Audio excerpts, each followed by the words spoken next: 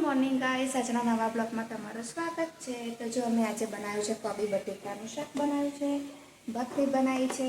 આ બાજુ પડીને કિસ્સો સૂવે છે તો હું બનાવું છું એ લોકો માટે પાસ્તા, જે બંને જણ માટે રહેશે સરપ્રાઈઝ।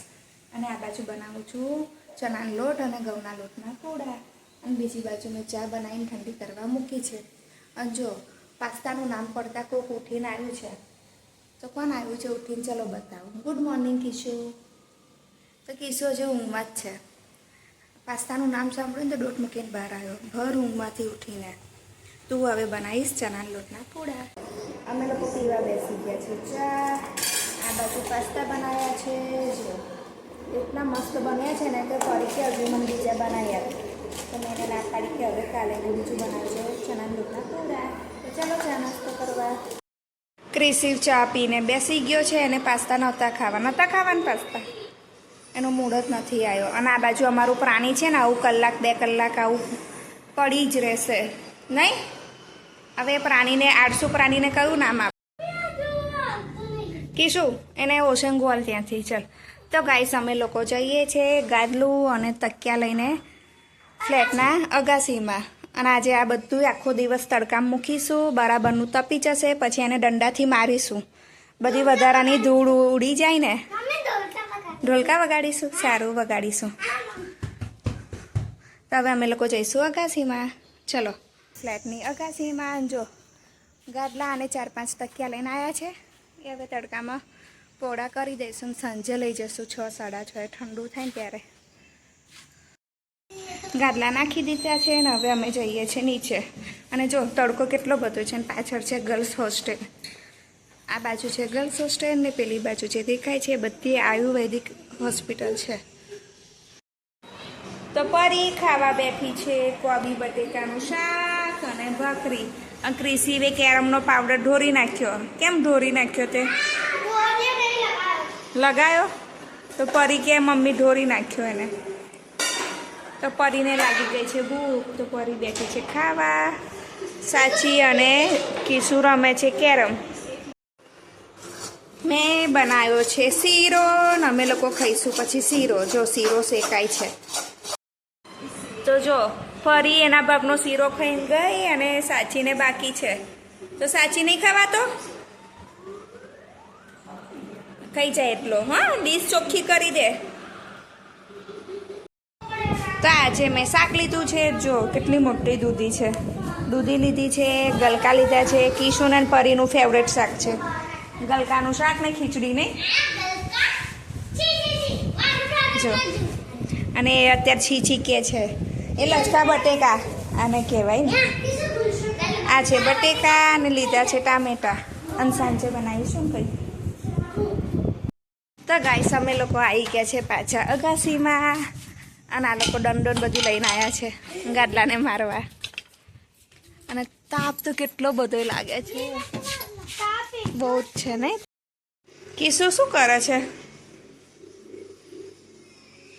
ચા બનાવી ને કેમ?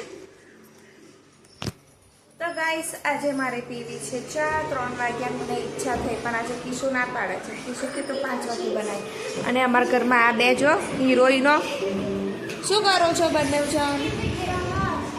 આ કે રમે છે, કિશુ કે ટીવી જોવે છે। અને અમારું પેલું પ્રાણી શું કરે છે?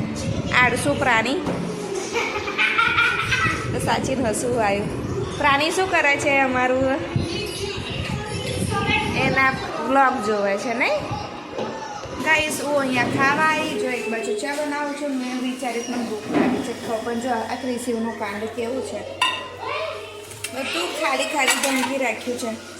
શાકે ખાઈ ગયો, મારા માટે કશું રાખ્યું નહીં। તો હવે હું ચા અને ટોસ્ટ લાવી છું, પેકેટ ચા અને ટોસ્ટ છે, કેવા છે? તૂટી ફૂટીવાળા ટોસ્ટ છે, બધે લાવી છું। 1.5-2 કિલો ટોસ્ટ છે, પરીના ફેવરેટ। તો પરી આજે ટોકરી લઈને જ ફરે છે। હા, તો ચા બને એટલે ખાવ। તો કિશુ રીસાઈ ગયો, પરી ટોસ્ટ લઈ ગઈ તો ખાલી રડે છે।